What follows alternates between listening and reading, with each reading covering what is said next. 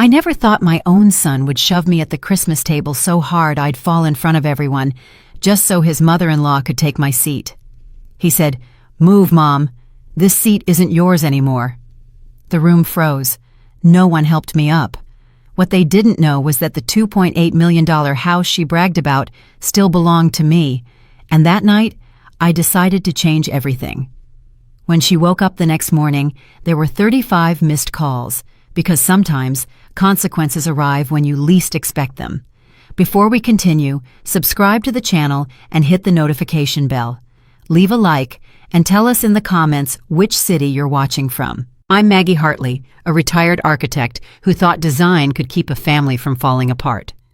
I spent my life drawing houses for other people, but this one, a $2.8 million villa in Savannah, was supposed to be my masterpiece. I built it for my son, Lucas, and his wife, Vanessa. I believed giving them everything would keep us close. I was wrong. That Christmas night, I drove there for dinner. The streets glowed with lights, the air smelled of pine and roasted ham, and children's laughter echoed through the neighborhood.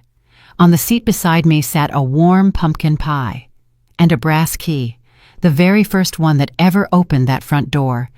I hadn't used it in years, but I still carried it, like a habit I couldn't break. When I turned into their driveway, the villa shone brighter than I remembered. Laughter poured from the windows. Music played. For a moment, I just watched from the car. The house looked perfect, like the life I once imagined for them. Then I turned off the engine, took the pie, and stepped out.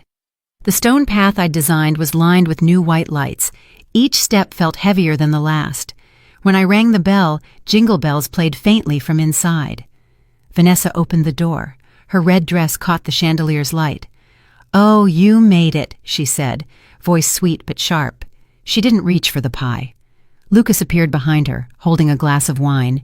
He didn't meet my eyes. "Hi, Mom." Just that. I stepped inside.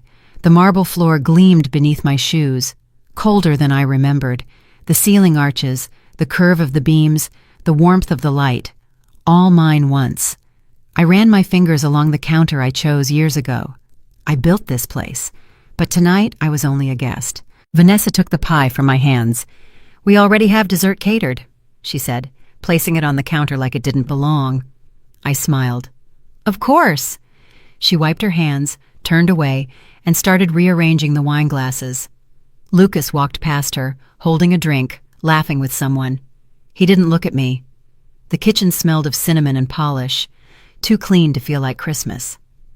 I stood there, unsure where to put my coat, my pie, or myself. Then I heard small feet. "Grandma!" My grandchildren ran toward me, arms open. I knelt down, hugged them tight, kissed their hair. "Look how big you've grown." They giggled, warm and real. For a few seconds, I forgot how cold the room felt. When they ran off again, Vanessa was watching me. "Our house looks perfect tonight, don't you think?" she said, adjusting a candle. "Our house." I nodded. "It does." Her smile lingered, thin, practiced, territorial. She turned back to the guests. I stayed by the counter, fingers brushing the edge of the pie dish, the crust already cooling. The light had changed since last year, warmer bulbs replaced by white LEDs, the kind that made everything sharper, flatter. Lucas passed again, still laughing. I caught his reflection in the silver fridge door, older, distant. I pressed the old key in my pocket until it hurt. Warmth doesn't live in walls. It lives in people. And in that moment, I realized I was the only one in this house who still remembered that. By 7, the guests filled every corner. Music, glasses, perfume. Vanessa floated between them, her smile bright enough to light the room. "This place is stunning," a woman said. "Did you two design it yourselves?" Vanessa's voice rose just enough to reach me. "Yes, every inch. It cost about $2.8 million. The number rolled off her tongue like a trophy. I stood near the wall, holding a glass of wine. The chandelier above me, my design, threw soft reflections across the marble. Every corner I looked at, every pattern, every joint, I had drawn them. I sipped my drink, steady, quiet. "Even the floors," Vanessa continued, I picked this shade myself." Someone gasped, impressed. "It's flawless," another said. Vanessa laughed, modest but proud. "We wanted something timeless." I let the word hang. My hand tightened around the stem of the glass. The chandelier hummed faintly, the same one I'd insisted be anchored into reinforced beams years ago. I looked up at it, then back to her. "I built its bones," I thought. "She painted over the truth." A man raised his glass. "To success!" Vanessa beamed. I didn't raise mine. The reflection of the room danced across the polished wine surface. Her laughter carried over it, smooth and hollow. I turned slightly, facing the framed painting on the wall, the one that replaced my original blueprint. It hung in the same spot, perfectly centered, hiding everything that once had my name. Dinner began. The table stretched under the chandelier like a runway of glass and gold. No one told me where to sit, so I went to the head of the table, the same place my husband used to sit, the one I'd kept after he was gone. The chair creaked softly as I pulled it out. The sound cut through the chatter. Vanessa looked up, her smile twitching. She leaned close to Lucas, whispered something. He nodded, eyes low. The room kept its rhythm, plates, laughter, but underneath, everything shifted. I sat down, smoothed my napkin, and said, "Everything looks beautiful." "Thank you," she replied. Her tone sugar over steel. She placed her hand on Lucas's shoulder. He didn't move. The candles flickered, the air thinned. I could feel eyes watching, pretending not to. No one spoke, just the sound of silver scraping plates. I looked around, at the walls, the lights, the ceiling beams. I knew every measurement, every inch. I could see where my pencil once traced these lines, long before she called them hers. The chair creaked again when I shifted. It was small, but everyone heard it. Vanessa's gaze stayed on me, sharp and waiting. Some wars start without sound. I lifted my glass, took a slow sip. Across the table, Lucas finally looked at me. His eyes weren't my son's anymore. They were rehearsed, distant. Something cold passed between us, and in that silence I knew what was coming. Lucas set down his glass. "Mom," he said, "can you move? That seat's for my mother-in-law." The room froze. I blinked once. "I've always sat here, son." His hand rested on my shoulder. "Not tonight." The pressure started light, then firm. The chair tilted, legs scraping against the floor. The sound of glass breaking followed. The music stopped. My body hit the ground before I could breathe. The room fell silent. A child cried. Forks clattered. I looked up. Lucas stood over me, face pale, hand still raised as if unsure what he'd done. Vanessa didn't flinch. She stayed seated, calm, victorious. My pie lay smashed on the floor beside me, the crust cracked, the filling bleeding into the tiles. No one moved. No one spoke. My own son had pushed me out of the home I built. The lights above glared down, too white, too sharp. I stayed still, breathing slow, not from shock, just realization. This was the moment everything changed. I sat at the side of the table, a seat no one had offered, but everyone expected me to take. The air was filled with laughter that didn't belong to me. Plates clinked, glasses touched, the kind of music people play to keep silence away. I moved food around my plate, but my appetite was gone. The turkey looked perfect, golden and glazed, the way I used to make it. Only the warmth was missing. Vanessa leaned forward, her voice bright. "Mom, the investment went through. We'll double it by spring." Her mother nodded proudly, a mirror of her own vanity. Lucas joined in, pouring wine into their glasses. "After New Year, we'll move the joint account to our names. It'll make things easier." He didn't lower his voice. He didn't have to. They didn't think I mattered enough to hear. The chandelier shimmered above them, gold and cold, like a sun I no longer stood beneath. I looked at my hands resting in my lap. They had drawn the first lines of this house, measured every wall, carried every box when it was new. Now they only trembled slightly as I folded the napkin, hiding the small shake.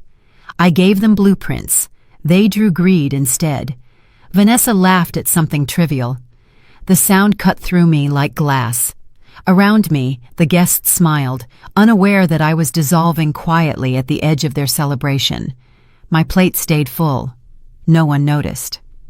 The conversation turned to vacations, cars, the next renovation. Every word felt like they were redecorating my silence. A small hand touched my arm. My grandson, eyes wide and unsure, held out a tissue. "It's okay, Grandma," he whispered. I smiled, though my throat closed around the truth. Every laugh felt like a knife. Tomorrow, I thought, they'll laugh again. But I'll be the one holding the blueprint. "I'll get some air," I said softly. No one answered. Vanessa was too busy refilling her mother's glass. Lucas leaned in, whispering something that made her laugh. I stood up slowly, steadying my hand on the back of the chair that used to be mine. The sound of it scraping the floor was small, but it felt like a goodbye. I walked toward the hallway. My coat still hung where I'd left it years ago. Same hook, same faint scent of cedar. I slipped it on, button by button. No one looked up. The chandelier hummed behind me, its light sharp against my back. When I opened the door, the cold air rushed in, clear, clean, honest. It felt like the first real thing of the night. The door closed softly behind me. For a moment, I stood on the porch, breathing in winter. The lights from inside spilled across the snow, warm but hollow. Through the window, I saw Vanessa sit down in the chair I'd just left. Her red dress caught the chandelier's glow. She smiled as if she'd won something. Maybe she thought she had. I stepped off the porch. The gravel crunched under my shoes, slow and deliberate. The wind moved through the pines, carrying the faint sound of laughter from inside. It didn't reach me. I reached into my pocket, fingers brushing the old brass key. It caught the porch light and flashed once, a heartbeat of gold before fading. I closed my hand around it. The chime above the door rang, one soft note. It trembled in the air, then disappeared into the dark. I turned back once more. The window glowed like a painting, people eating, drinking, smiling. The house looked warm, but it was just heat, no heart. Beneath the porch light sat an empty wooden chair, the one I'd built for my husband long ago. The cushion was faded, the wood smooth from years of weather. The light above it flickered once, steadying again. I stared at it, then whispered to myself. I kept the porch light on, even when no one looked back. The wind answered, brushing against my face like a hand I used to know. Somewhere behind me, a door closed, laughter rising again. I didn't turn around. I walked toward the car, each step slow, certain. The night felt wider than before, like it was waiting for me to draw something new. The drive home was quiet. The streets of Savannah glimmered under Christmas lights, but inside the car, there was only the hum of the engine and the faint sound of wind pressing against the glass. I didn't turn on the radio until halfway through the bridge. Silent Night came on, soft and distant. That song used to mean peace. Tonight, it meant awakening. When I reached my apartment, the air felt still, untouched. I hung my coat, set down my purse, and turned on the lamp beside the window. The light spread across the room slowly, revealing the sketches and papers I had left on the table. Blueprints, measurements, corners of a life built with precision. I pulled open the top drawer. Inside lay the original property folder, the villa's deed, still crisp after all these years. I sat down, the chair creaking beneath me. The pen beside the papers was where I'd left it, silver and worn smooth from use. My fingers brushed over my name, printed clearly on the deed. Owner, Margaret Elaine Hartley. I exhaled, steady and long. They had taken my seat, my pride, my place at the table, but they had forgotten who built the table. I opened the folder wider. The documents glowed faintly under the lamp. The original mortgage, the signed contracts, every legal thread still tied to me. I traced the line of my signature, then took the pen again and wrote today's date in the corner. Not to change anything, only to remember this night, the moment the blueprint of justice began. Outside, a siren passed somewhere far away. Inside, the clock ticked, patient and even. I leaned back, eyes fixed on the papers. The brass key sat beside them, catching the light. Its reflection shimmered on the wall, thin and sharp like resolve. My phone buzzed once on the table. I glanced at the screen. A preview lit up the dark. 35 missed calls. I let it fade. The silence felt clean again. I closed the folder carefully, aligning every edge. My hand rested on this cover for a moment. Firm, final. They wanted ownership, I whispered. I'll give them consequence. The lamp flickered once, then steadied. And in that still light, I made my vow. The apartment greeted me with silence. The walls were uneven, the paint chipped in corners, and the air held the faint scent of dust and rain. It wasn't grand, it wasn't warm, but it was mine. I turned on the lamp by the window, and its soft yellow light spread across the small room, landing on the old drafting table I hadn't touched in months. The wood was scratched, the edges rough, the surface still marked with faint pencil lines from another life. I filled the kettle and set it on the stove. The flame flickered, quiet and steady. My reflection in the window looked older than I remembered, eyes tired, posture straight. The sound of the clock ticked behind me, every second measured like a heartbeat I could control. I opened the drawer beneath the table. The old blueprints lay folded, corners bent, edges softened by time. When I spread them open, the lines still carried my name, designed by M. Hartley, 1998. The kettle began to hum. I poured the water into a small cup, steam rising between me and the paper. I placed the brass key, the same one that once opened the villa, on top of the drawing. It glinted in the lamplight, a symbol of both loss and power. For a long moment, I stared at it. Then I whispered, "They redesigned my house. I'll redesign their fate." I picked up a pencil. The first stroke came shaky, then firm. I began to sketch. Not walls or beams this time, but names, dates, figures. My handwriting looped between the printed lines of the blueprint. "Every blueprint starts with a broken line," I murmured. I drew arrows, circles, connections. I wrote structural fix in the corner, the same way I used to mark weak foundations. The clock ticked louder. The pencil scratched faster.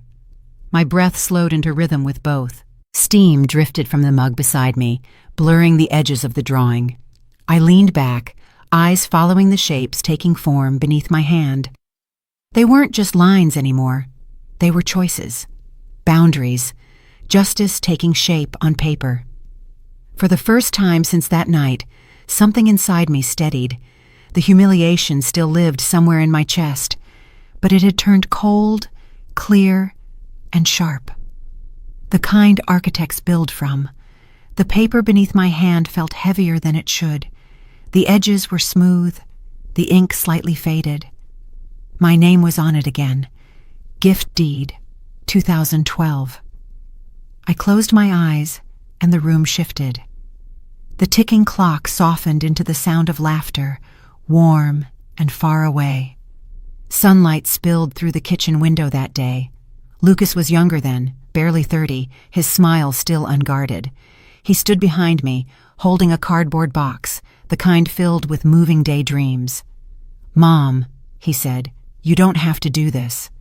I smiled back. "It's time," I told him. My husband, still alive then, leaned against the counter. His hands were rough from years of work, his eyes steady. "Blueprints last longer than promises," he'd said softly. I laughed at the time, thinking he meant it as a joke. The notary waited patiently at the table. My pen hovered for a moment, then touched the paper. The sound of the ink gliding felt final, like a door closing somewhere.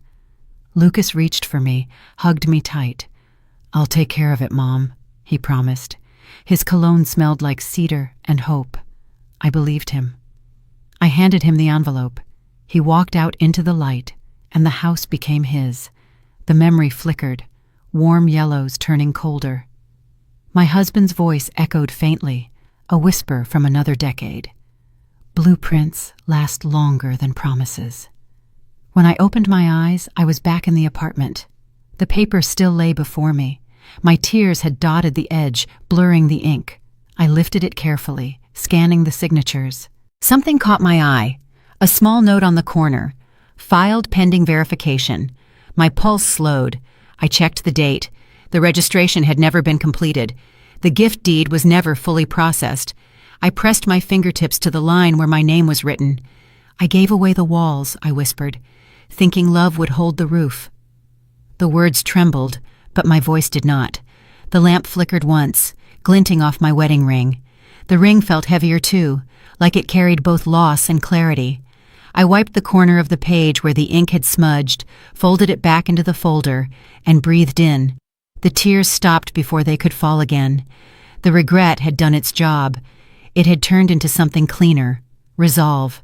Evelyn's office sat above an antique bookstore, its windows clouded with dust and time. The bell above the door chimed softly as I entered. The air smelled of paper and lavender. Warm yellow light spilled from an old desk lamp, touching rows of framed photos. Her husband, her daughters, a graduation picture where she stood holding a law degree, and a smile that hadn't changed. She looked up as I stepped inside. "Maggie Hartley," she said, her voice still carrying the calm authority I remembered. "It's been too long." "Too long," I agreed, setting the folder on her desk. She adjusted her glasses and opened it, scanning the first page in silence. Her fingers paused at the corner of the deed. The clock on the wall ticked once, then twice, marking the weight of the moment. "They never filed it?" she asked quietly. "Never," I said. The word felt clean now, like truth being aired out after years in the dark. Evelyn leaned back in her chair, eyes thoughtful. "Then we fix the foundation." Her pencil moved across a legal pad, quick and precise. Lines, notes, arrows, her own kind of blueprint. I watched her work, the soft scratch of graphite filling the space between us. She didn't rush, didn't overreact. She simply mapped out justice the way I once mapped out walls. For a while, neither of us spoke. The only sounds were the clock's steady ticking and the faint hum of traffic below. I looked at her, the woman who'd once helped my husband with his will, who'd attended every neighborhood meeting, who never once believed that silence meant defeat. She looked up again, her eyes kind but sharp. "You'll need to refile the ownership papers, quietly. They won't see it coming." I nodded. "I don't want revenge, Evelyn. I just want the truth to stand again." She smiled. "Then let's build it right this time." Her words settled like blueprints spreading across a table, measured, solid, and true. Sometimes justice doesn't roar. Sometimes it whispers through paperwork. As I left her office, the bell above the door chimed again, soft and sure. Rain began to fall outside Evelyn's office, tapping lightly against the window pane. The sound filled the pauses between our breaths, slow and certain. The desk lamp cast a soft ring of gold over the table, turning paper into light, ink into decision. Evelyn adjusted her glasses again, reading every line twice. "We'll need notarization," she said, her tone steady. "2 witnesses." "You'll have both," I replied. My voice surprised me. Calm, precise, almost detached. She nodded, sliding the form toward me. The document looked simple, harmless. It wasn't. It was the start of correction, drawn in black and white. The pen felt cool between my fingers. I hesitated only for a breath, then signed. The ink flowed evenly, one steady line connecting all the years that had come before. Evelyn's pen followed. 2 signatures. 2 women reclaiming something the world thought they'd already lost. She turned the page, marking a clause with the tip of her pencil. "Once this is notarized, we'll freeze all associated accounts until ownership is verified. They'll think it's just a system delay." I leaned closer, reading the same line, the precision of it reminding me of the drawings I used to make, the ones that had to be exact, or everything would collapse. "He built walls of pride," I said quietly. "I'll rebuild them with precision." Evelyn looked at me, a small, knowing smile forming. "Then let's make sure they hold." Ink dropped once onto the corner of the page, spreading slowly into the fibers before settling. The sound of it felt louder than rain. I reached for a blotter, pressed it gently, and whispered, Architects build structures. Tonight, I built a trap. Evelyn didn't reply. She didn't have to. Her hand rested briefly over mine, a silent agreement between two builders of order. The lamp flickered once, as if catching its breath, then steadied again. Outside, thunder rolled far in the distance. Inside, the air stilled. The room had changed, somehow smaller, sharper. Every tool we needed was on this desk: ink, law, and silence. Some wars are fought with noise. Ours began with a signature. The next morning, a notification lit up my tablet. A familiar face appeared, Vanessa, framed by the soft glow of the same chandelier I once chose. Her voice was bright, rehearsed, and full of pride. "Our dream home," she said, panning the camera across the marble kitchen. "Finally ours." Hundreds of hearts and comments floated up the screen. Perfection. Goals. You're living the dream. She smiled into the lens, waving a glass of champagne. "It took years, but it's worth it. Every inch. Ours." I sat at my small kitchen table, the tablet propped against a cup of tea gone cold. The reflection of her face flickered in my eyes as I watched. My fingers rested on the keyboard beside me, steady and deliberate. She built a stage, I thought. I built a plan. The stream continued. She walked through each room, the living area, the sunroom, the upstairs balcony, describing every feature I'd once designed to hold warmth. Now they were props for her pride. "Even the layout was my idea," she said. "Symmetry matters." I almost laughed. Symmetry did matter, especially in justice. The soft hum of my laptop filled the silence. I opened my banking portal, the blue light flickering across my face. 2 logins, 3 clicks, 1 command. The cursor hovered over Freeze account. On the tablet, Vanessa raised her glass again. "To new beginnings," she said. I pressed confirm. The button turned gray. A message appeared. Processing request. A single soft tone followed, like a breath caught between moments. I looked back at the screen. The video still played, her laughter filling the space that once was mine. But I wasn't angry anymore, only precise, calm, focused. 2 women in 2 worlds, one celebrating ownership, the other reclaiming truth. Her reflection glowed on the tablet's glass. Mine glowed on the laptop screen beside it. The night stretched long and quiet, the kind of silence that feels earned. On my desk, the laptop glowed with a steady white light, washing over the blueprints and papers around it.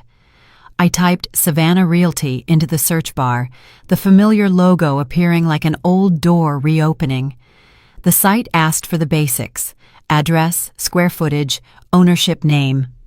My fingers hesitated only once before I typed, "Owner, M. Hartley." The letters looked bold on the screen, firm, alive again after years of erasure. Each keystroke echoed softly in the room. Number of rooms? 6. Built year? 1998. Architect? Maggie Hartley. For a moment, I just stared at that line. It felt like a quiet correction to history. I uploaded the photos, ones I'd saved from before Vanessa redecorated, when the walls still carried warmth instead of vanity. The upload bar filled slowly, almost ceremonially, as the clock on the wall ticked behind me. The cursor blinked at the final button.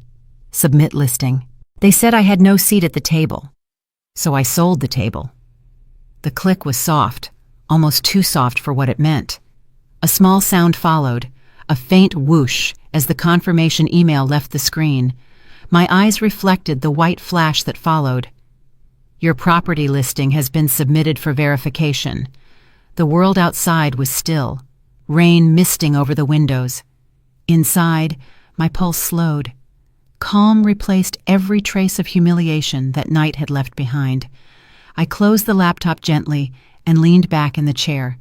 The key from that house lay on the desk beside me. I turned it once between my fingers, feeling its cold weight. Somewhere in Savannah, that house stood under golden light. Its doors still locked, its walls still proud, but tonight it no longer belonged to pride. It belonged to paper, and to me. I smiled faintly, the kind that doesn't show teeth, only certainty. The first quiet victory never makes noise. It just changes everything. The next afternoon smelled of rain and old paper. I sat in a narrow office downtown, a single fluorescent light flickering above us. The notary, a man with gray hair and a steady hand, flipped through the stack of documents page by page. Each movement sounded crisp, deliberate, final. Evelyn stood beside me, her umbrella still dripping on the mat. She didn't speak. She didn't have to. The silence between us carried the weight of understanding. This was the moment when truth became law. The notary cleared his throat softly. "Everything seems in order, Mrs. Hartley." He looked at me over his glasses. "Are you ready to sign?" I nodded once. The pen felt heavier this time, not from doubt, but from consequence. The tip touched the line beside my printed name. Ink flowed, steady, exact. When I finished, I pushed the page toward him. He stamped it. The sound was sharp and full, echoing through the small room like a gavel. Justice has a sound. It's a stamp hitting paper. I looked down. The seal glowed red against the white document, still damp, still alive. Evelyn smiled faintly, her fingers brushing the corner of the page. "That's it," she said. "It's official." Outside, the rain started again, soft at first, then steady, tapping against the window like a quiet applause. I gathered the documents, aligning their edges with precision. My hands didn't shake. They belonged to the same woman who had once drawn blueprints until midnight, tracing lines until structure made sense again. Evelyn placed her hand on my shoulder. "You've built stronger walls this time," she whispered. I met her eyes. "No," I said, "just clearer ones." We both smiled. Two women who'd seen enough to know that justice doesn't roar. It whispers through paper, through ink, through one small red seal pressed into the truth. I slid the stamped deed into my folder and stood. The rain outside waited for me, soft and clean. The clock struck 12. The sound was slow, hollow, certain. Rain whispered against the window, the kind that blurs the city lights into soft streaks of silver. I sat at my desk, the glow from the laptop washing over the papers scattered beside it. The deed, the seal, the folder, everything led to this moment. The cursor blinked on the government property portal, waiting. Property ID 008274 SV. Owner of record, empty. I typed in my name carefully, letter by letter, like signing a promise to myself. Maggie Hartley. The light from the screen trembled faintly, reflecting across my glasses. My finger hovered above the mouse. It took one signature to give it away, and one click to take it back. I pressed confirm. A loading circle spun for what felt like forever. The thunder outside rolled low, distant but growing closer, a slow drumbeat in the dark. I leaned back slightly, my eyes following the soft flash that broke across the window pane. Then the page refreshed. Transfer successful. The words appeared in blue, calm, unhurried, but they felt louder than any scream could ever be. I let out a slow breath I didn't realize I'd been holding. The rain hit harder now, as if the storm had waited for its cue. For a long moment, I didn't move. I just watched the reflection of those words flicker against my face. Power doesn't always arrive with noise. Sometimes it comes quietly, at midnight, with a steady hand and perfect timing. I closed the laptop and rested my palm on its cover. Outside, lightning traced a pale line across the clouds. Inside, the lamp hummed softly, steady, loyal. I stood up, pulled the curtain aside, and looked toward the bay. The wind brushed through the open window, cool, deliberate, forgiving. The next morning, the rain hadn't stopped. It softened the streets, turned every reflection into watercolor. Evelyn came over without calling first. She never needed to. We sat by the window in quiet, watching the drops race down the glass. The steam from our tea curled between us, thin and warm, like something fragile still holding on. Neither of us spoke for a while.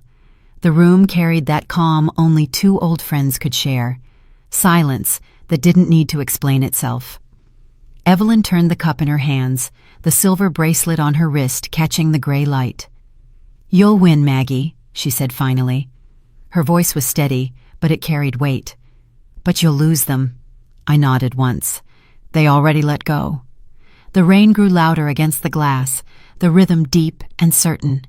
A leaf clung to the outside for a moment before sliding down, disappearing into the gutter. I followed it with my eyes. "You can't hold people who see you as furniture," I said softly. "They only notice when you're gone." Evelyn sighed, setting her cup down on the saucer. "Justice can't fix hearts," she said, "only balance sheets." I smiled faintly. Then maybe it's time the numbers finally balance. The clock ticked behind us, slow and even. A gust of wind brushed through the curtain, bringing in the faint scent of rain and salt from the bay. My hand rested on the folder beside me, the red seal now dry, its edges curled slightly. Evelyn leaned back, her eyes on me. "You always drew lines to make sense of chaos," she said. "Just remember, some lines don't separate walls, they separate people." I met her gaze. "Then I'll draw them where they belong." We sat again in silence, the tea cooling, the storm easing to a drizzle. Outside, a soft light began to rise through the clouds. Justice had returned. Peace hadn't. Not yet. But I wasn't afraid of the cost anymore. The apartment was still when the sound came. A single ping from the laptop. I turned my head slowly, the glow of the screen pulsing against the dim light. The inbox showed one new message. Subject: ownership. Confirmed: M. Hartley. I clicked it open. The message was short, almost clinical, signed by the county registrar's office. "Your property transfer has been verified. New ownership recorded under your name." The rest blurred as I read it twice, then a third time. My eyes traced the line where my name appeared, printed in black and final. For a moment, I didn't move. I just let the light of the screen fall across my face. It was colder than sunlight, but steadier. My reflection stared back at me on the laptop surface. Older, sharper, but steady. I pressed 2 fingers against my lips, not to silence myself, but to feel the truth settling there. Justice doesn't need applause. It needs proof. Outside, the city was quiet under the rain. I could see the faint outline of Lucas's house from my window, light still on, the same golden windows I once thought looked warm. They didn't look warm anymore. They looked like waiting. A low rumble drifted across the distance. Thunder, soft, distant, forgiving. I leaned closer to the glass, watching the reflection of lightning fade behind the clouds. Somewhere the church bell began to ring, slow and deep, its sound folding into the rhythm of the storm. Evelyn's words echoed back to me. "Justice comes with a cost." I whispered the rest to the empty room. And I was ready to pay. The lamp on my desk flickered once, then dimmed as I reached over and turned it off. The screen was the only light left. It glowed for a few seconds longer before slipping into black. The thunder rolled again, softer this time, like the world exhaling. I sat in the dark, feeling the quiet pulse of something shifting, a victory that didn't celebrate, only balanced. The storm hadn't stopped, it just changed form. Rain hammered the glass walls of the Savannah villa as the morning light broke through the clouds. Vanessa stood barefoot in the kitchen, phone pressed to her ear, her voice sharp and rising. "Why can't I access our account?" Her laptop screen glowed on the counter. "Access denied," flashing in red. Lucas rushed in, shirt half buttoned, holding his own phone. "It's not just you. Everything's frozen. Checking, savings, mortgage." He stopped mid-sentence as another notification appeared. "Property alert. Ownership update detected." His face went pale. Vanessa slammed the laptop shut. "What does that mean?"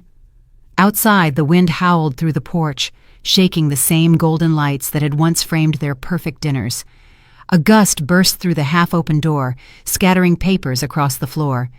Their framed wedding photo tipped over, landing face down on the marble. Lucas opened his banking app again, fingers trembling. "There's nothing we can do," he muttered. "Everything's under review." Vanessa's voice cracked. "This can't be happening. This is our house."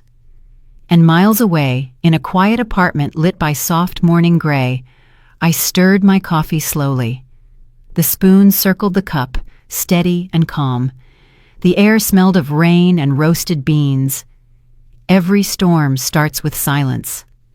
I took a sip, warm and slow, while the wind whispered against the window. The city below still slept. My phone buzzed once on the table. Then again, then again. The number climbed higher, 35 missed calls. I glanced at the screen, then turned it face down. They shouted. I poured coffee. Somewhere across town, glass shattered. Here, the only sound was the hum of the kettle cooling and the soft rhythm of my breath. The difference between chaos and control is just a matter of timing. I looked toward the window. The clouds were finally breaking, a single shaft of light cutting through the gray. Morning sunlight streamed across Evelyn's desk, catching the rim of her glasses as she read the final line aloud. The air smelled faintly of coffee and old paper. Every word carried weight. Every page, a consequence. Evelyn closed the file with a precise motion, her eyes meeting mine. "It's official," she said quietly. "You own it again." The sound of those words settled into the room like a verdict. I looked down at the red seal pressed into the document, ink dry, edges sharp, authority unshakable. For the first time in months, my name was back where it belonged. I traced the embossed letters with my thumb. "Then it's time they learn it." Evelyn smiled faintly, a proud sadness behind it. "Just remember, truth doesn't need volume, it only needs proof." I nodded. Justice is quieter when it's official. The piano from the next office drifted faintly through the wall, a student practicing slow, deliberate notes. Evelyn slid the papers into a large envelope, sealing it with one clean press. She handed it to me. "Send this to the realtor. Public record updates by noon." The seal clicked shut. The sound was final, almost ceremonial. I slipped the envelope into my bag, the sunlight following its movement like a blessing. Outside, the morning was crisp, washed clean by last night's storm. I walked slowly to my car, the document pressing lightly against my side. It felt heavier than its weight, because it carried the balance of everything that had broken. When I reached home, I opened my laptop once more. The listing was still live on Savannah Realty. I attached the updated deed, added one note for the agent. Confirmed ownership, M. Hartley. The cursor hovered over send. One click. Power became proof. The email left with a quiet whoosh, and the piano note inside my mind resolved. Final, certain, at peace. The phone buzzed across the kitchen counter, cutting through the storm's heavy hum. Lucas grabbed it, his voice raw. "Hello?" "Mr. Hartley," the realtor said, careful and calm. "Are you aware your property has been listed again?" Lucas frowned. "What do you mean, listed?" There was a pause. "It's active on Savannah Realty. Ownership under Maggie Hartley." The room fell silent, except for the rain hammering the glass. Vanessa stood near the table, still in her robe, watching his face drain of color. "That's impossible," she whispered. The realtor's tone stayed professional. "I thought you should know before the papers pick it up." The call ended with a faint click. Lucas froze, eyes wide at the screen. She listed the house." Vanessa's voice cracked. "She can't do that!" He opened the folder of printed contracts, flipping through pages until one slipped from his hand and landed in a puddle of spilled coffee. His name wasn't anywhere on the deed. Only hers. The rain outside pounded harder. Thunder rolled across the sky, slow and deep. Vanessa snatched her phone, hands shaking. "I'll go live." But the screen froze, the camera slipped from her fingers, and the device hit the floor with a hollow thud. When truth speaks, pride goes mute. Lucas leaned against the counter, breathing fast. Vanessa crouched down, picking up the fallen phone, her reflection warped in the cracked glass. Behind her, the lights flickered once, then steadied. The storm had come inside. And across town, Maggie's coffee steamed quietly as she watched the rain. The storm had found its voice. It didn't take long. Within hours, the message spread like lightning. Texts poured in. "Your mom's name is trending." Is it true? She took the house back? Vanessa sat on the couch, her makeup streaked, scrolling through a flood of comments. Lucas paced behind her, jaw tight. "Turn it off," he muttered. She didn't. The screen glowed brighter with every new notification. Someone had posted screenshots of the public record. Owner Maggie Hartley. Likes climbed. Shares multiplied.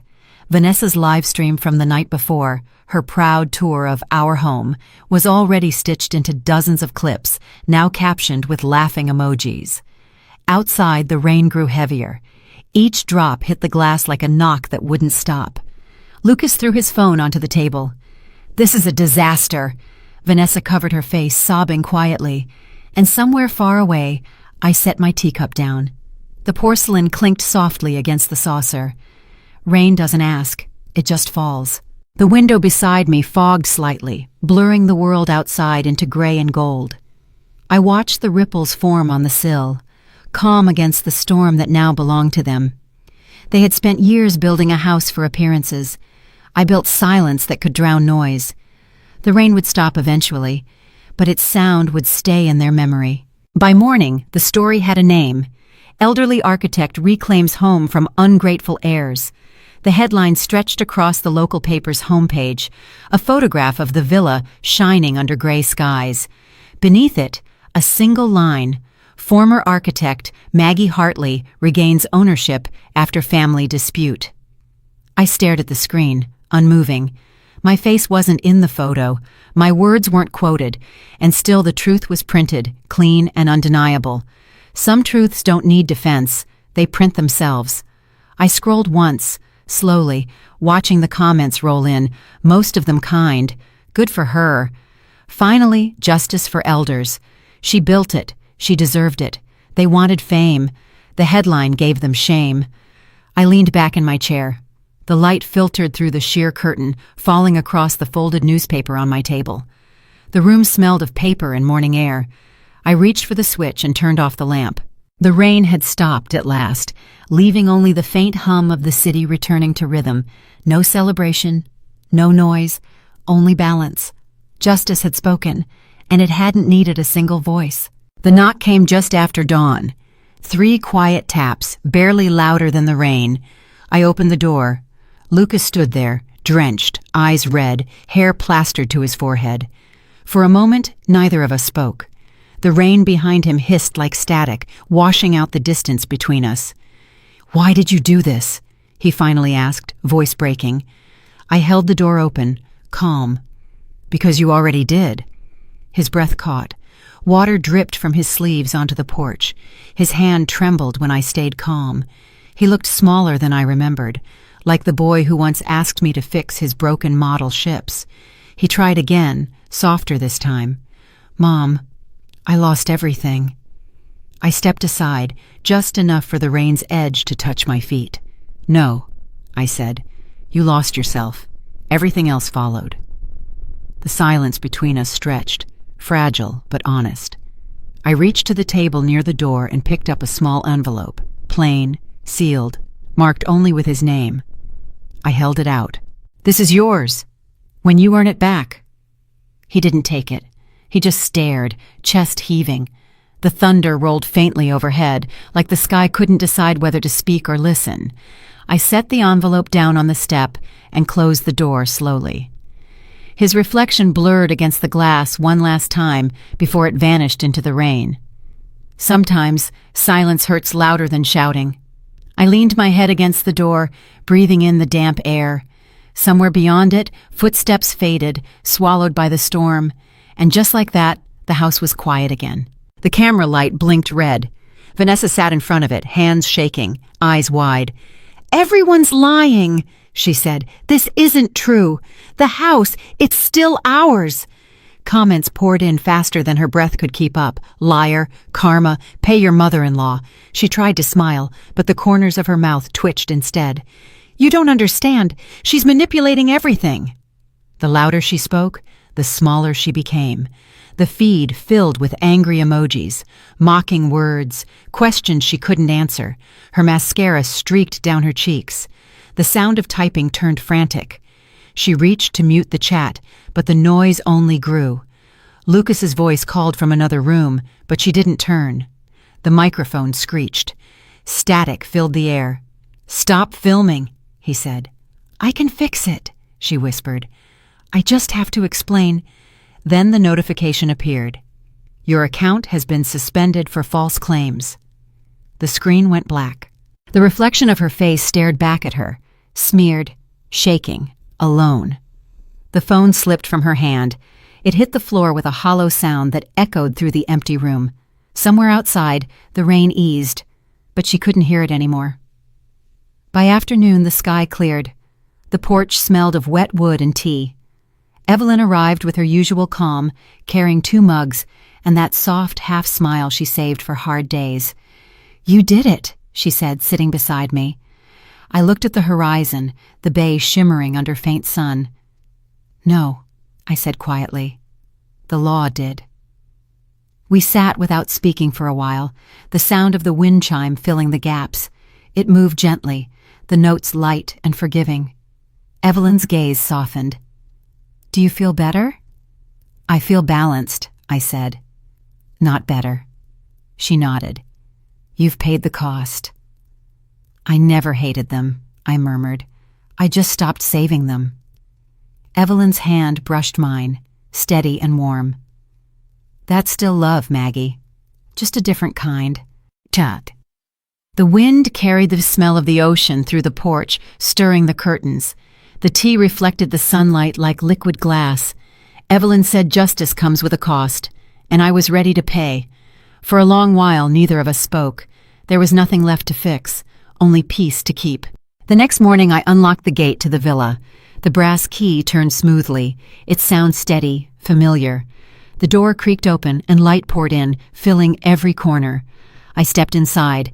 The air was still, dust floating in the sunbeams like slow confetti. My footsteps echoed softly against the marble floor I once designed, now mine again. Every wall remembers who built it. I walked through each room, the arches, the beams, the patterns of light on the tiles. My hand brushed along the wall, tracing the lines that had outlasted pride. In the living room, the chandelier swayed slightly in the morning breeze. Beneath it stood the old wooden chair, the same one that had fallen silent the night I was pushed away. I approached it slowly, placed the house key on the table beside it, and stood there for a long time. The wind slipped through the open door, carrying the scent of the sea. No anger, no victory, only balance. I sat down, not in triumph, but in return. The sea breeze drifted through the open window, carrying salt and light. The paper on my desk trembled softly under my hand. I began to write. Slow, deliberate lines, each word shaped like a quiet breath. Justice isn't revenge, Lucas. It's memory, written down properly. The pencil scratched faintly against the page, the sound steady and human. I paused, glancing toward the porch. The light outside had turned golden, spilling over the horizon in long, forgiving strokes. You pushed me from a seat, but I rebuilt the table. I looked at those words for a long time. They didn't feel like victory. They felt like truth. A soft gust entered through the half-open window, lifting the edge of the paper. The church bells began to toll from somewhere beyond the bay, each note distant, gentle, unhurried. I set the pencil down and folded the letter. My name was already written on the envelope. To Lucas. I hesitated before sealing it. The air smelled faintly of rain fading into sea. Evelyn's words echoed in my head. Justice comes with a cost. But some costs build instead of break. I placed the letter on the table beside the lamp, its corner brushing against the old brass key. Outside, the porch light flickered on automatically as the sun dipped below the line of the ocean. The wind moved through the curtains once more, like a sigh that wasn't mine. I didn't plan to send the letter. Some things are meant to be read only by time. The camera of memory would have pulled back then. Porch light glowing soft, wind over the bay, one woman sitting still, content not with triumph, but with understanding. I woke to silence too complete to question. The light through the curtains was pale, soft, forgiving. The world outside the window looked rinsed, almost new. I walked to the kitchen, barefoot, each step slow against the wooden floor. The kettle whistled once, brief and clear. Steam curled upward as I poured coffee into my favorite mug. After every storm, there's a silence too honest to break. The breeze from the open window brushed my cheek, carrying the scent of salt and morning leaves. Birds called faintly somewhere beyond the trees, distant but certain. I turned toward the table. The folded letter still waited there, untouched. The sunlight caught its edge, making it glow faintly. I smiled, small, real. Some messages don't need to travel far to reach their destination. The cup warmed my hands. Outside, the wind stirred the porch light chain, a single metallic note ringing once. Peace doesn't announce itself. It just arrives and stays. I sat down, watching the light move across the floor. Every sound in the house, each creak, each breath, belonged again. The world was quiet, but not empty. It was full of everything I had finally let go. A knock at the door broke the morning's rhythm. It wasn't harsh, just polite, almost careful. When I opened it, a postman stood there, cap tilted against the wind. "Ma'am," he said, offering a brown envelope, "this came for you." The paper was cool against my hand. I thanked him, and he tipped his hat before stepping back into the sunlight. I tore the seal gently. Inside was a single document marked with a red stamp. Account closure. Finalized. Beneath it, a small holiday card from the bank.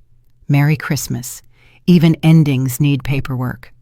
I let out a quiet breath, half amusement, half gratitude. The timing felt almost poetic, full circle. The same season that once brought humiliation now returned, carrying peace in an envelope. The wind brushed the porch again, rustling the chime above my head. The sunlight flickered against the glass door, soft and rhythmic. I placed the envelope beside the letter still on the table. Paper, proof, peace, each exactly where it belonged. Life doesn't start after justice. It continues through it. By afternoon, the scent of apple pie reached my door before the knock did.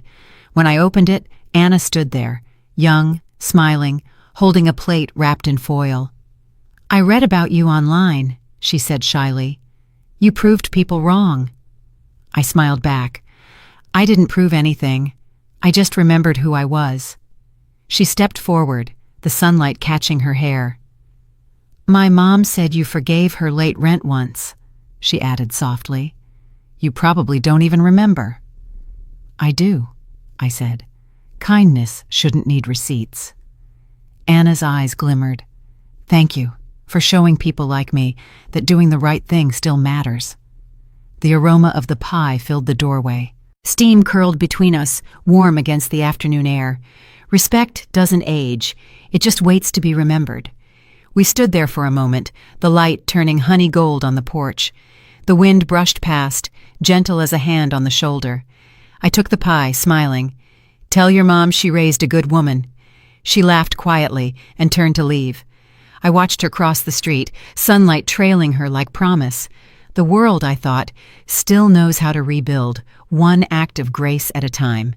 The phone rang once, then again. I stared at the screen. His name glowed softly in the dim light. Lucas. For a moment, I only listened to the sound. The rhythm of it was slower than before, hesitant, almost afraid. Forgiveness rings softly.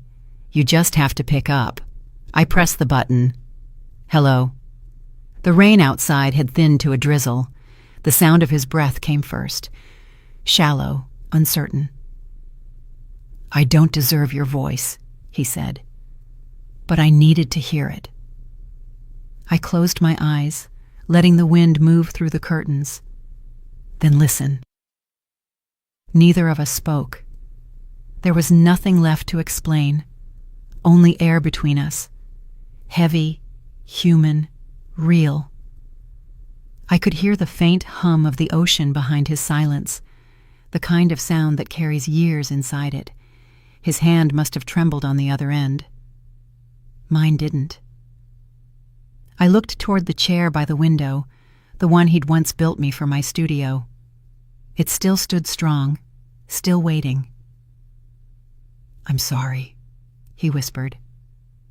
I said nothing. Forgiveness had already arrived quietly, long before this call. The wind slipped in through the half-open window, brushing against my face. I smiled faintly, a breath more than a word. And he understood. Sometimes silence is the sound of two hearts rebuilding what words destroyed. The line stayed open until neither of us could tell who ended it first. A few days later, the mail slot clicked softly. A white envelope slid through and landed by my feet. No sender's name. I knew the handwriting before I touched it. I opened it slowly. Inside, a single page.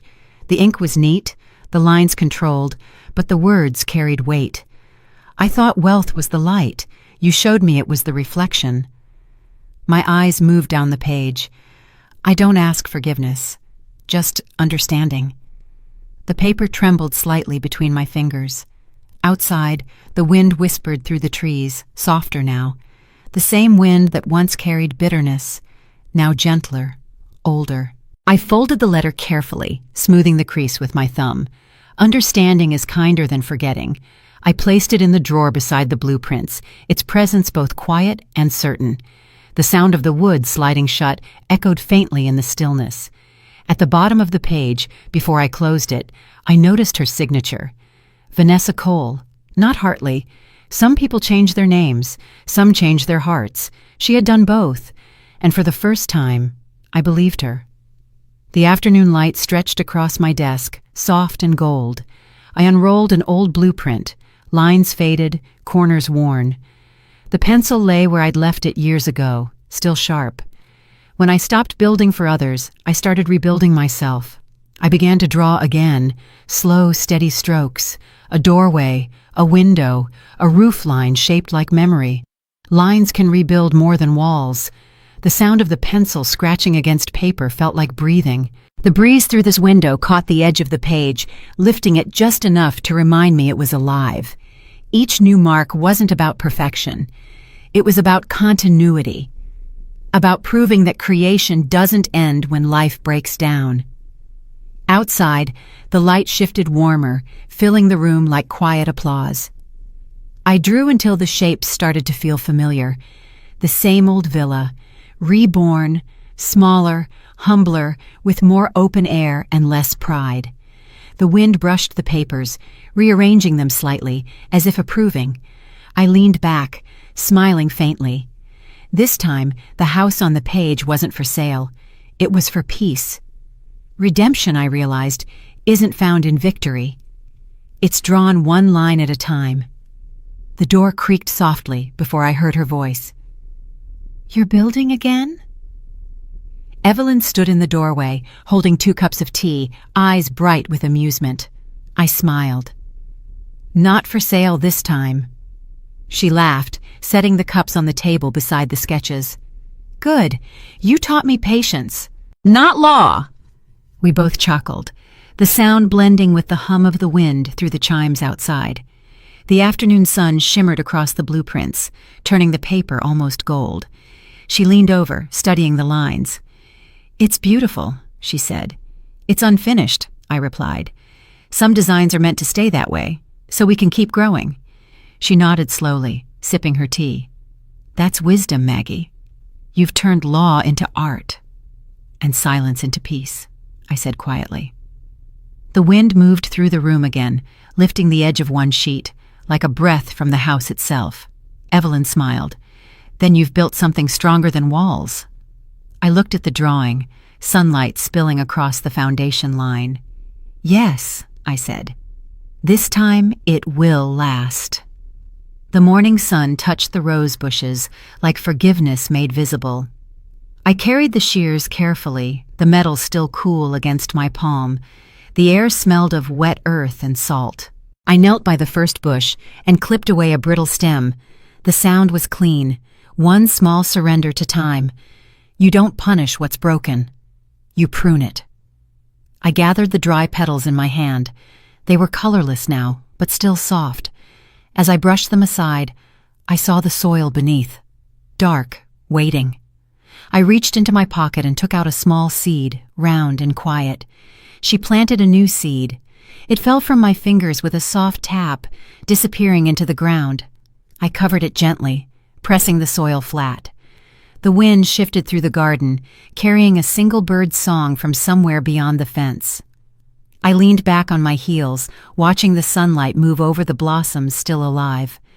The garden didn't judge what had withered. It made room for what could grow. A petal landed on my wrist. I let it rest there until the breeze carried it away. From pruning pain came planting hope. And hope, I realized, doesn't bloom out loud. It blooms in silence, one root at a time. The clock ticked softly as the sky deepened into gold. I sat by the window, the house breathing quietly around me. The air was cool, touched by salt and memory. Forgiveness isn't a gift. It's architecture. It takes time to build. I turned the old letter in my hand, tracing its folded edge. The light outside faded by degrees, shadows reaching like calm water across the floor. The porch light flickered on. I didn't move to read the letter again. It had already done its work, without being sent, without being answered. The clock ticked once more. The sound was steady, kind. The wind hummed low through the cracks of the old window frame. The letter was no longer a message. It was a blueprint of peace. I placed it back on the table beside the small vase of roses and smiled. Some designs don't need rebuilding. They just need time to settle. The curtains swayed in the soft evening wind. The last of the sun folded into the horizon, painting the porch in amber light. The porch light glowed, steady as breath. Justice begins with a push and ends when the wind carries it away. The air shifted gently through the open window, brushing the papers on my desk. The blueprint fluttered once, like a living thing. I closed my eyes, letting the wind move through the silence. The sound filled every corner, soft and infinite. The camera would have pulled back. House small against the widening sky, light against dusk, the world still turning. The curtain fluttered again, slower now. Wind lingered, then fade to black, and for 3 long seconds, only the wind remained. The next morning, the postman's knock echoed softly. He handed me an envelope stamped with the seal of Savannah School of Architecture. "Something important, ma'am," he said, smiling. I thanked him and tore the edge carefully. Inside, the letter shimmered with the light from the window. Guest lecturer, invitation, ethics in design. Some voices echo, even when they were never raised. The words blurred slightly as the sunlight crossed the paper. I looked closer at the signature. Anna Reyes, Program Coordinator. My breath caught, then softened into a smile. The girl from the foundation. The student who once asked what justice looked like on a drawing board. Now, she was building her own. I set the letter on my drafting table beside my blueprints. The morning wind stirred both gently, side by side. Recognition didn't feel like pride. It felt like continuity, an echo returning home. I exhaled slowly, eyes closing in quiet gratitude. The corridor smelled faintly of dust and old ambition. My heels echoed softly against the marble blueprint tube clutched in my hand. It felt strange, walking through a place I once left unfinished. The hall opened wide before me, rows of students, notebooks ready, voices fading as I approached the podium. Anna met my eyes from the front row and nodded once, her quiet pride steadier than applause. I placed the rolled blueprint on the table, smoothing its edges beneath the bright light. The projector hummed to life, spilling a warm glow across the white wall. The first slide appeared, an image of my old villa, rebuilt and renamed home as moral structure. "Design isn't about walls," I said, my voice even, low. "It's about choices, what we build and what we break." The students leaned forward. Some took notes, others just watched. I felt the rhythm of breath in the room, shared, curious, alive. The light above the podium softened, passing through the stained glass skylight. Color spread across the blueprint like forgiveness in motion. For the first time in years, I wasn't explaining shapes or materials. I was explaining humanity, and the hall, once a place of debate, now sounded like reverence. Justice, I realized, had always been an architectural principle. You draw the lines, you decide which ones hold. The applause came slow, gentle, but real. I didn't bow, I just smiled. Some homes you rebuild, others rebuild you. From the back of the hall, the camera found him. Lucas sat alone, hands clasped, eyes lowered. He hadn't planned to come, but something, maybe wind, maybe guilt, had carried him there. I didn't see him, but my words reached him anyway. Sometimes the lesson finds the student, even in silence. As I spoke of integrity and balance, the light from the podium stretched outward, catching the edge of his seat. His face glowed briefly in that reflection, like a forgiveness beam tracing its way home. His hand trembled once, tightening around his knee. He blinked quickly, the tears refusing to fall. Integrity isn't inherited, it's relearned, every time we fall. He lowered his head. The hall went silent for one suspended breath before the applause began again. Lucas didn't clap. He just looked toward the light, eyes steady now, as if listening to something beyond words. Forgiveness had found him without needing permission. Weeks later, the papers were ready. Evelyn slid them across the polished table, her expression proud, calm. "It's done," she said.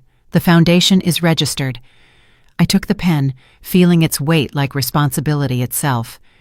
"Then let's make it about dignity, not design." Our signatures met in the middle of the page, ink spreading like quiet roots. Justice doesn't end with a verdict. It begins with rebuilding. We stood together as the plaque was unveiled. Hartley Foundation for Architectural Justice, founded 2025. The metal glimmered under the morning sun, the engraved letters sharp and unyielding. Evelyn smiled. A foundation built from memory. I nodded, and meant for others. The breeze outside drifted through the open windows, brushing the papers gently. Later that day, we finalized our first program. Scholarships for students designing safe homes for elders, a blueprint for kindness, not profit. The camera lingered on the plaque, light dancing across its surface like a promise. Justice had become compassion, and compassion, the new structure that would hold. The launch event buzzed softly with conversation. Under the white tents, volunteers moved gracefully, handing out cups of water to guests. Among them, a familiar figure, Vanessa. She kept her head low, hair tied back, simple clothes, no camera in sight. Evelyn noticed first. "Is that—" "Yes," I said. "Let her stay." Sometimes remorse doesn't speak. It serves. I watched her pass a cup to a child. The little girl smiled and said, "Thank you." Vanessa froze for a heartbeat, then smiled back. Small, trembling, honest.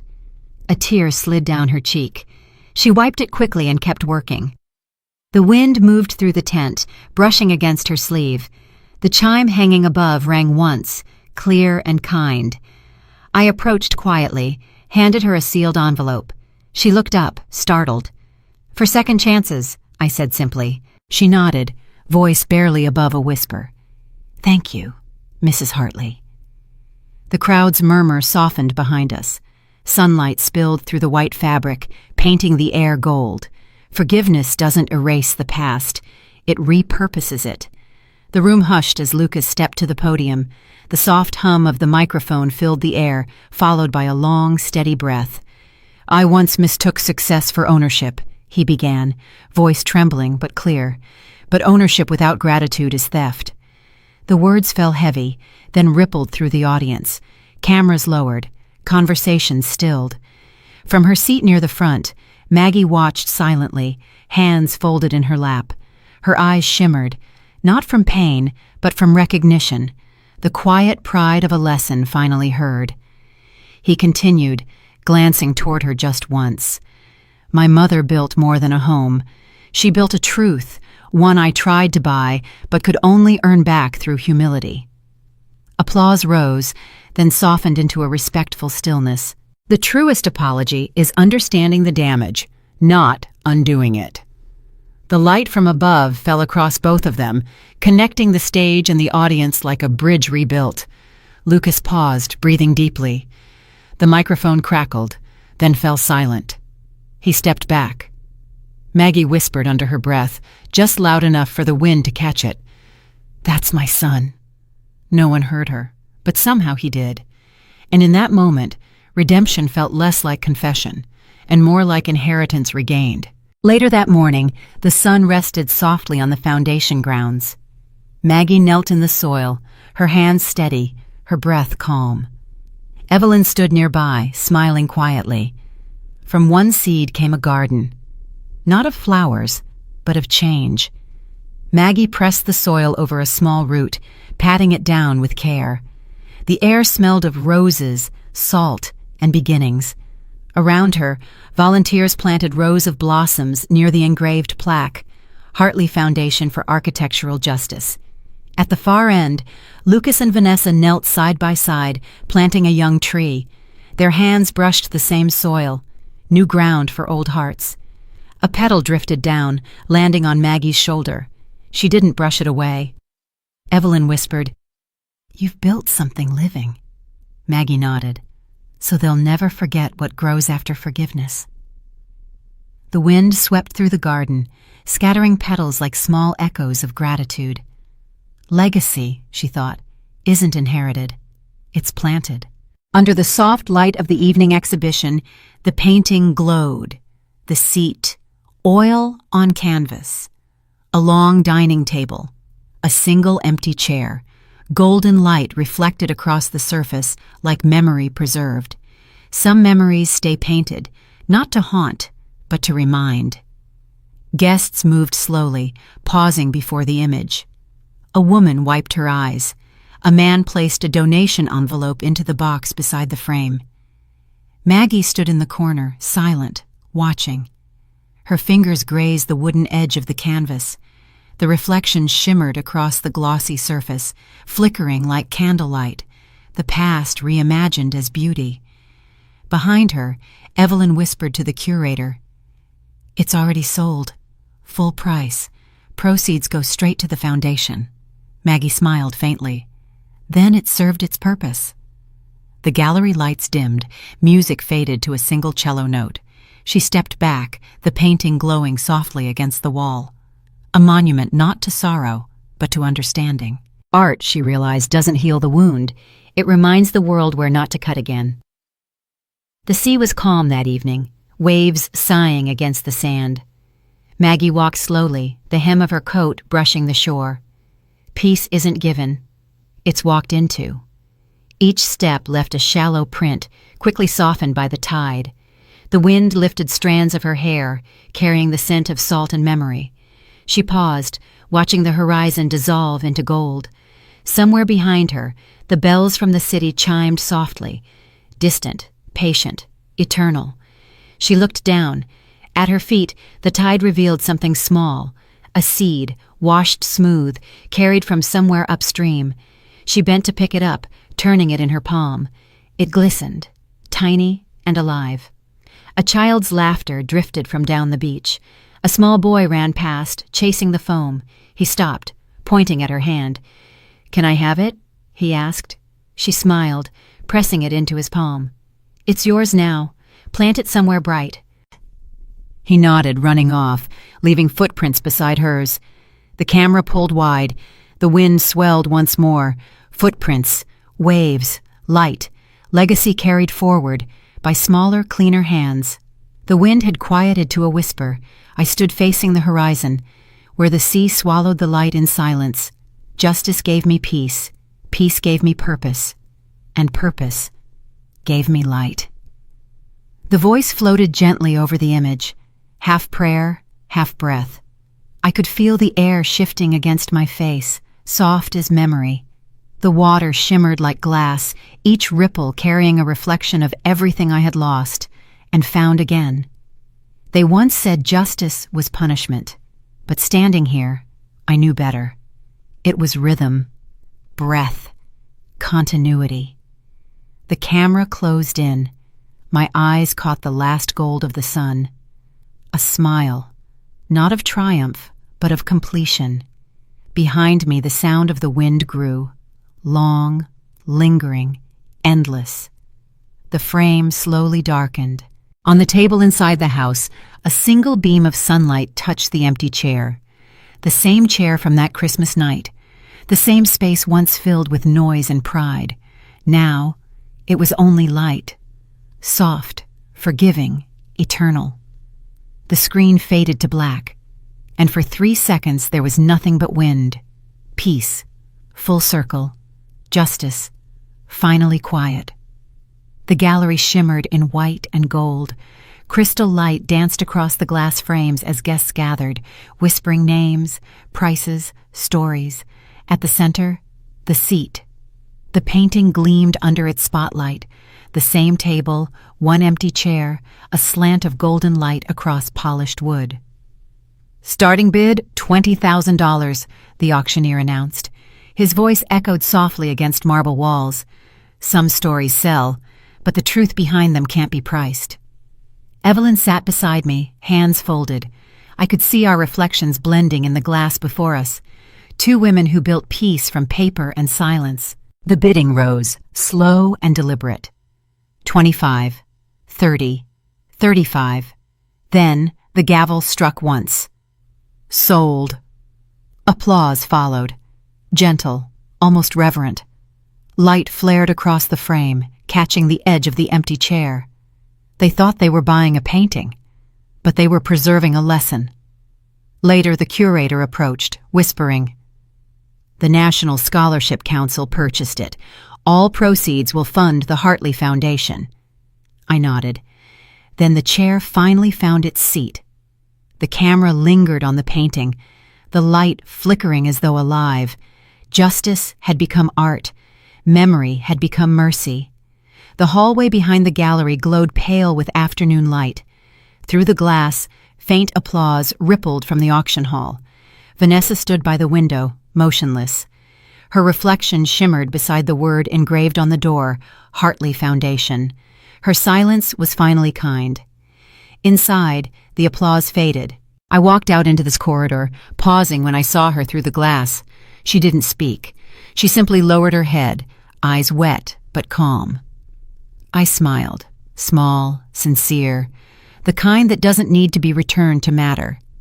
Forgiveness doesn't need witnesses, just the courage to be seen. The curtain swayed between us as the wind slipped through the open vent. The same wind that once carried my pain now softened both our faces. Vanessa turned, fingertips brushing her nameplate. Volunteer Coordinator, Hartley Foundation. A tear traced down her cheek as the light from the window framed her silhouette. I moved closer, but said nothing.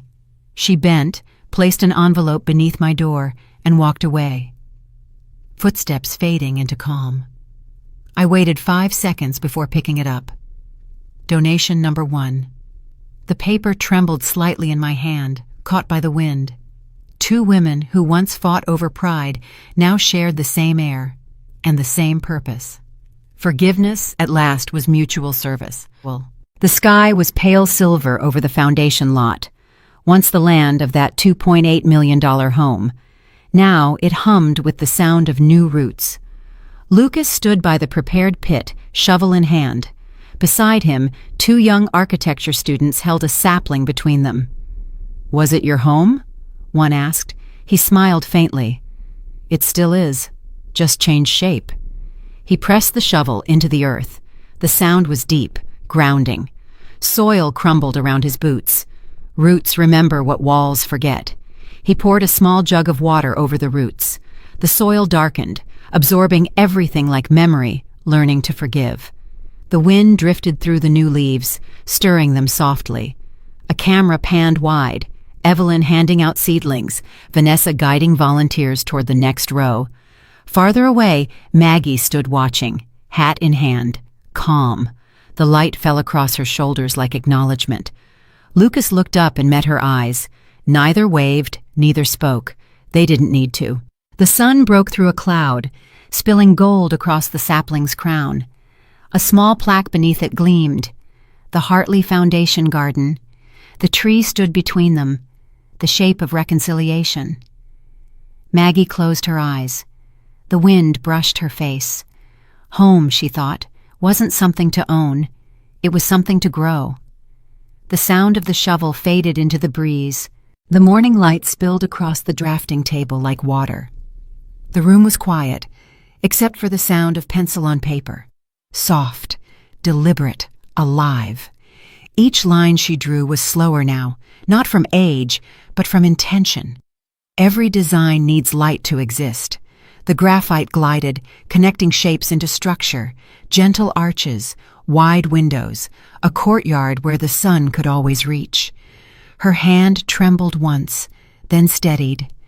As my hands drew, my heart forgave. The window was open. The sea wind drifted in, lifting one corner of the paper. Outside, gulls passed in pale arcs over the bay. Justice gave me peace. Peace gave me purpose. And purpose gave me light. She stopped drawing. The pencil rested beside her wrist. Her eyes followed the lines. A small home by the water, gardens surrounding it, pathways designed for slower steps. On the top right corner, stamped in pale blue ink, Hartley Foundation Housing Project for the elderly. A project for those forgotten, built by a woman once forgotten herself. The sunlight brightened, catching the surface of the paper until it glowed. The edges fluttered. She reached out, fingertips smoothing the corner. Then she let go. The breeze lifted the blueprint gently, not tearing, not taking, just carrying. It rose through the window, the light tracing its outline like a wing. Every line on that page had come from a scar. Every scar had turned into a doorway. The camera pulled back. The studio widened, filled with white light. The cello swelled softly beneath the hum of the wind. For one long breath, she simply watched, the paper spinning upward, out into the sky, where it dissolved into brightness. In the reflection on the window, her face shimmered, calm, serene, weightless. And as the screen faded to white, the wind carried one last sound, a pencil rolling off the table, landing softly on the floor. And Maggie Hartley became eternal through design.